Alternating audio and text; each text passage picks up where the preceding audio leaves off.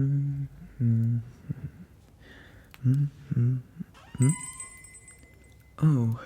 hello there. Please, come in. It's very good to see you. My name is Ren, and welcome to my bakery. If there's anything I can do to help you, please just let me know. Feel free to browse. You're very lucky. At the, start of the morning, the bread is always its best. Oh? Well, certainly I can help. What kind of, bread are you looking for? Oh, you don't know. That's okay. Any idea of the kind of, setting you might be having this? Oh, there's a few, okay. Okay, well, I'd suggest, if you don't know much about bread, would you be okay if I kind of walk you through things? It's a passion of mine, being a baker and such. Oh, I've loved this ever since I was a kid. Yes, it's kind of a tradition amongst Onis to make very good food, and I don't want to break that. It's okay, just, let me walk you through it, okay? Great. Okay, well, obviously, I always like to start with the ciabatta. The ciabatta is, it's a very kind of crusty bread with a kind of soft but spongy inside. And it's very good for making sandwiches and paninis and amazing caprese garlic bread. It's just to die for. It's not bad with just on its own with olive oil. That kind of stuff, yes. Yeah. So that's something. Or, if you're feeling something, a little healthier, you can go for the whole wheat bread. It's kind of, as I stated, it's a bread that uses flour that uses almost the entire wheat grain, with the bran and the wheat germ intact. This means that you get more nutrition and fiber, and it's very good in breakfast foods, I think, like egg in the whole or maybe avocado toast, because it gives kind of a rich, nutty flavour, if you get what I mean. So maybe something like that. Now, this next one seems almost silly to say about bread, but it is actually a bit controversial, and that is sourdough. So sourdough is kind of a fermented mixture, and it can, be kept for a long time. It's got a substantial crust, which is quite strong, but it's got a soft, chewy center with large air bubbles. And it's got a very tangy flavor. I wouldn't mind it with cranberry brie pull-apart bread, that kind of taste to it. It goes well with sweeter things because it kind of levels them all out, if that makes sense. Okay, next I might suggest rye bread, if you know about that. Rye bread is a combination of kind of bread flour and rye flour, which gives us kind of an assorted flavour. The rye, comes through very strongly and gives it a nice tight crumb. And then you add the caraway and dill seeds to give a more earthy flavour. And it's excellent on pastrami or corned beef sandwiches.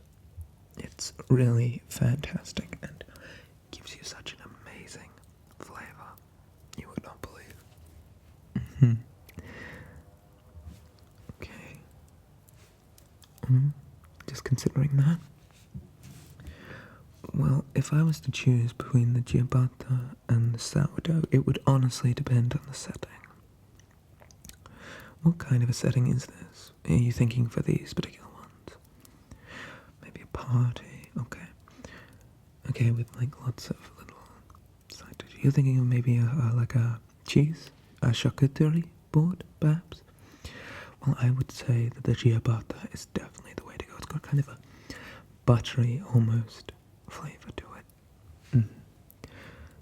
Okay, we also have, and this might work really well if you have any dips, and it's from the eastern lands. I think it's a sun elf creation. It's the pita bread. And before you ask, I am not talking about the pita bread that you get in a store in a bag.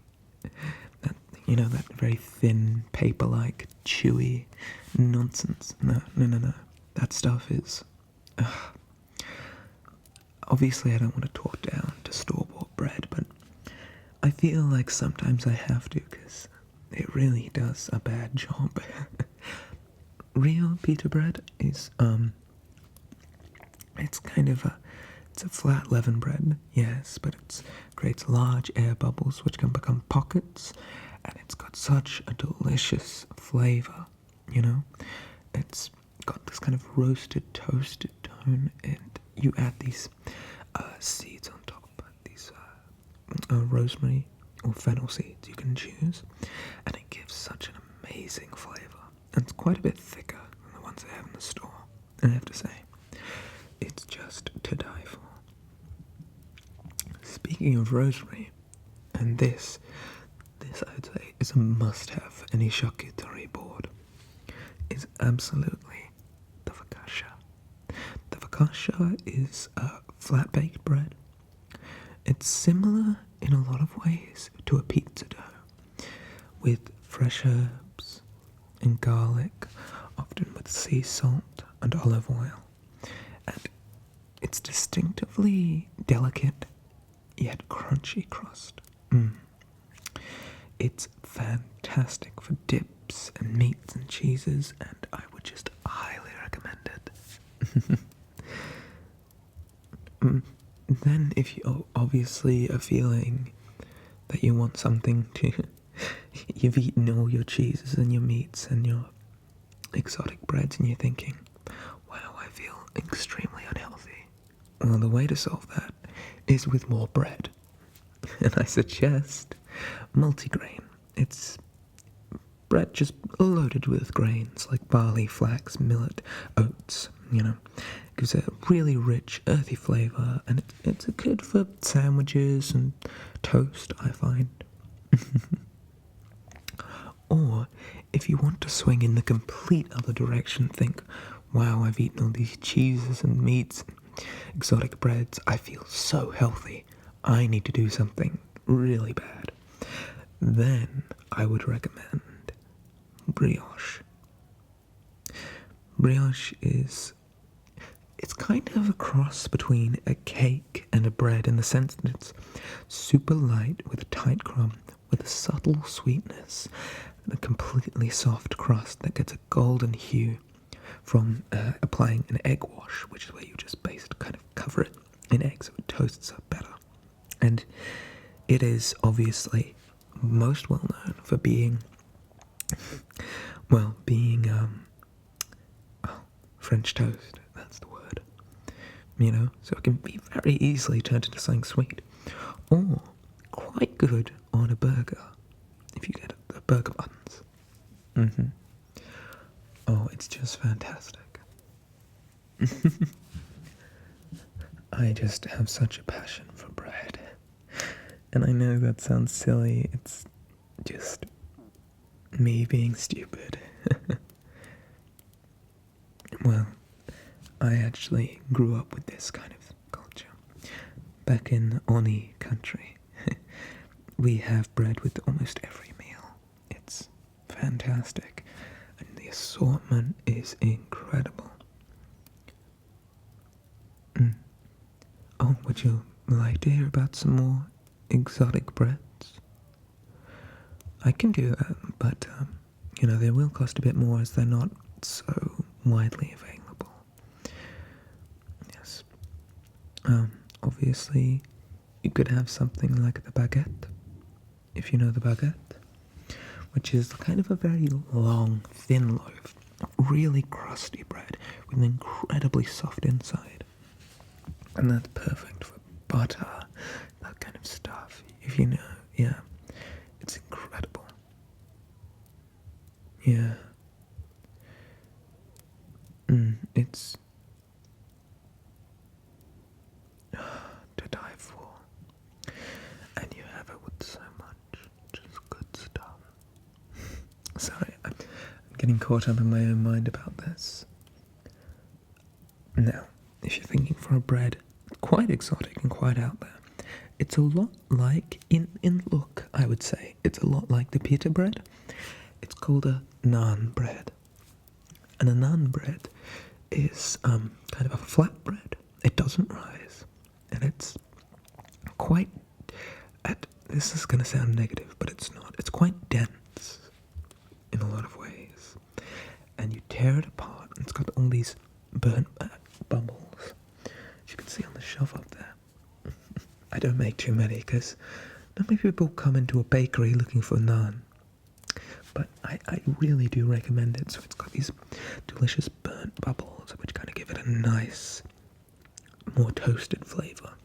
And it's great in dips, and obviously with curries, all that good stuff. Yes.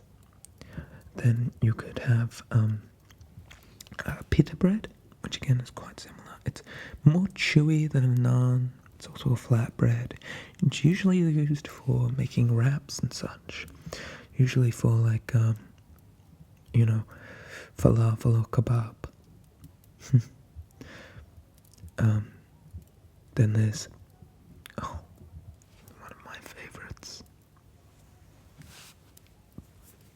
pumpernickel bread. It's quite a dark bread, as is common from my homeland. It's a heavy, dark, sweet type of rye bread that, it's really delicious, despite its strange origins. Do you know about this? Well,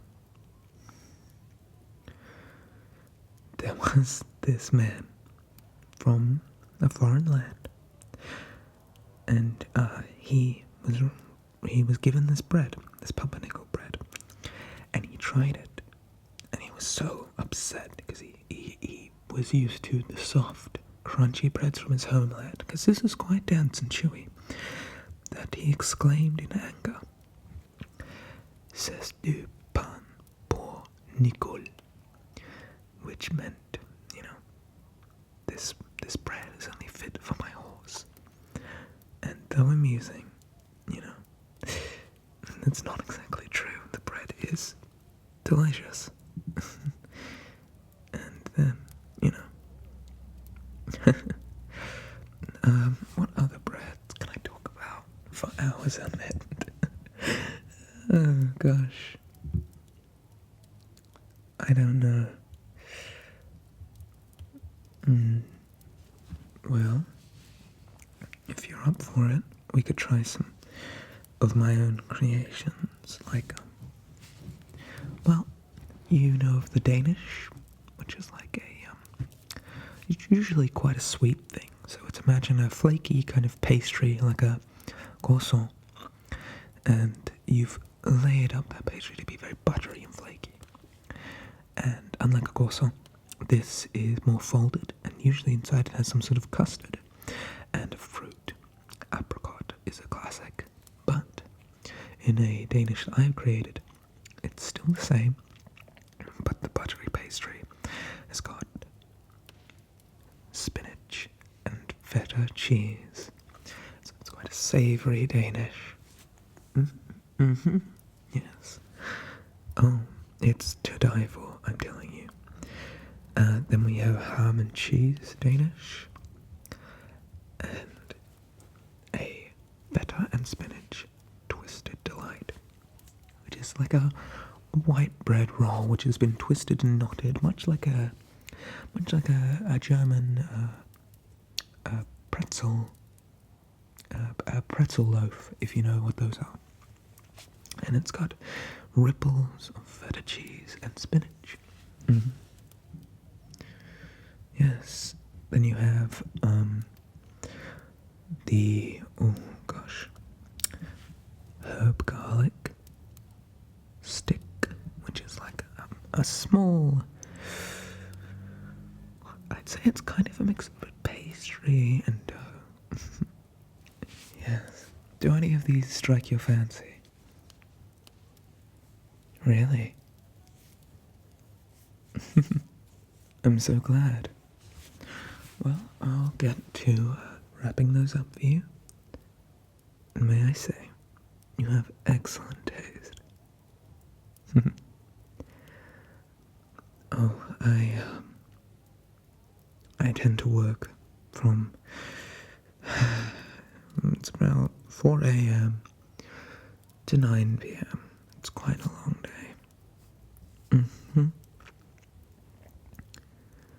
Oh, well, I will, I guess I could have some time off. I'd love to share some bread. I know some great recipes if you ever feel like stopping by. Sure. Yeah. I'll see you later.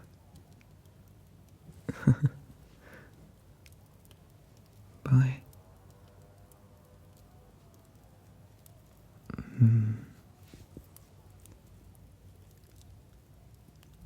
Artwork for this video was by Kaz.